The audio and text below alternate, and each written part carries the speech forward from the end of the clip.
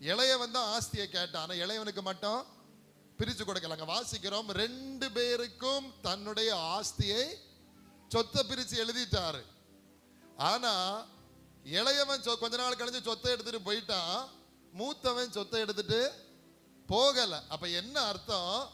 அவனுக்கு ஆஸ்தியை விட அப்பா தான் பெருசா தெரிந்தான்.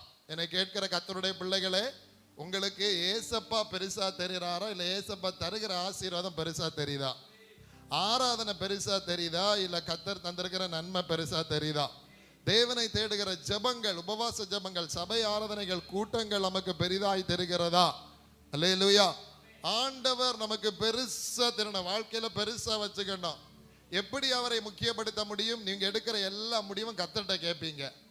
அவர் உங்களுக்கு பெரியவராய் தெரிந்தார் என்றால் நீங்க ஆஸ்தியை வச்சு முடிவெடுக்க மாட்டீங்க, அப்பாவை வச்சு முடிவெடுப்பீங்க.